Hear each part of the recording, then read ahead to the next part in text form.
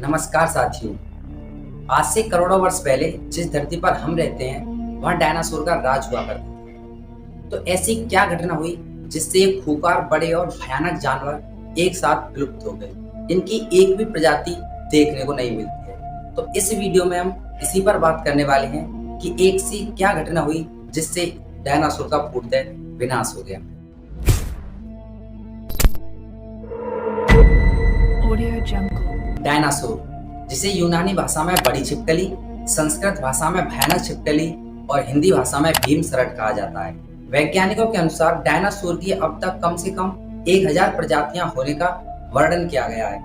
इनका नाम डायनासोर सन 1842 में सर रिचर्ड ने रखा था। इनके अनुसार डोनोस का अर्थ होता है भयानक और सोरोस का मतलब छिपकली, यानी भयानक छिपकली डायनासोर ही कहलाती है।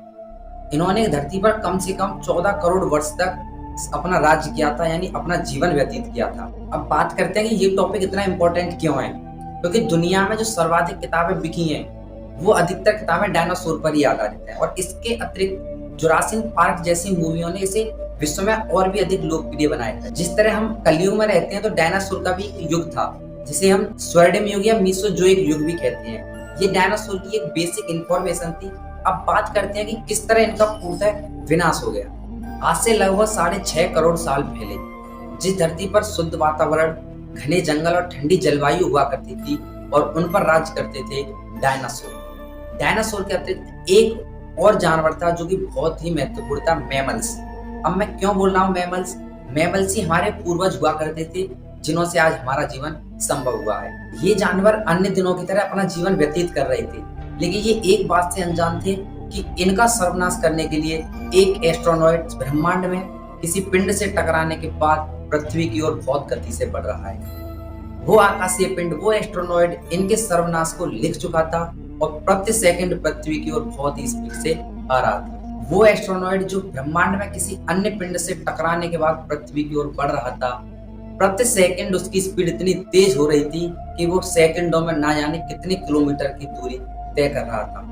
लगभग 70,000 किलोमीटर प्रति घंटे की स्पीड से जब वह पृथ्वी के वायुमंडल में प्रवेश करता है तो घर्षण बल के कारण वह एक आग के गोले में बदल जाता है, जिसमें बहुत ऊष्मा, प्रकाश और आग उत्पन्न हो जाती है। जिस प्रकाश के साथ वो पृथ्वी की सतह पर आता है उसके 800 किलोमीटर के अंदर आने वाले सभी पशु, पक्षी, जानवर अंधे हो जाते हैं। वो अपनी मौत को देख तो नहीं पा रहे थे, लेकिन महसूस जरूर कर रहे थे कि उनका अब सर्वनाश तय है। और धरती की जिस सतह पर यह विस्फोट हुआ वहां पर 80 किलोमीटर चौड़ा और 20 किलोमीटर गहरा गड्ढा हो जाता है। इस एस्ट्रोनॉइड के धरती पर टकराने से धरती की 1 किलोमीटर अंदर तक इतना तीव्र भूकंप उत्पन्न हो जाता है जिससे समुद्र की लहरें बहुत तीव्र हो जाती हैं, जिससे आपदाएं उत्पन्न हो जाती हैं और ज्वालामुखी भी विस्फोट होने लगते हैं। यह विस्फोट उस समय इतना भयंकर था कि इसके 800 किलोमीटर के अंदर आने वाले सभी पेड़ पौधे, पशु पक्षी, नदी, जितने भी सब कुछ थे पूर्णतः नष्ट हो जाते हैं और इसकी गर्मी के कारण बिल्कुल सूख जाते हैं। पृथ्वी पर आकाश में रहने वाले पक्षी इस धरती के विनाश से तो बच जाते हैं, लेकिन वो इस बात से अनजान थे कि ये तो विनाश की अभी शुरुआत थी, अंत तो अभी बाकी है। इस विनाश के 40 मिनट बाद जो पदार्थ अंतरिक्ष में उड़ गया था वो आग के गोलों के रूप में बारिश की तरह बरसने लगे, जिससे ये पक्षी बहुत बुरी तरह से मर गए थे। इसके साथ ही धूल का बहुत बड़ा तूफान जो कि 20 किलोमीटर प्रति घंटे की रफ्तार से और 1 किलोमीटर चौड़ाई से धरती पर बादल के रूप में शुरू हो गई थी, जिससे कि सूर्य का प्रकाश पृथ्वी पर पहुंचना बहुत ही मुश्किल हो गया था। ये धूल की परत इतनी मोटी थी कि कई सालों तक सूर्य का प्रकाश धरती की सतह पर पहुंच नहीं सका था, जिस कारण पेड़ पौधे, जानवर जो थोड़ा बहुत बच गए थे वो इस कारण भी मर गए। यह विस्फोट इतना भयंकर था कि इसके 90 मिनट बाद धरती का तापमान लगभग 190 डिग्री सेंटीग्रेड हो गया। जो पशु पक्षी, जानवर इस घटना से बच गए थे वो बहुत दूर थे, वो इस तापमान के कारण और प्रकाश ना पड़ने के कारण मर गए थे। यह विस्फोट इतना भयंकर था कि इस विस्फोट के कुछ महीनों बाद 75% आबादी धरती से बिल्कुल खत्म हो गई। इस विस्फोट में जो बड़े जानवर थे वो पूर्णतः विनाश हो गए, जैसे कि डायनासोर का तो पूर्णतः विनाश हो गया, लेकिन ये विस्फोट किसी जानवर के लिए वरदान था, तो वो थे मैमल्स, जिनसे आज हमारी उत्पत्ति हुई है, हमारा जन्म हुआ है, हमारे पूर्वज हुआ करते थे।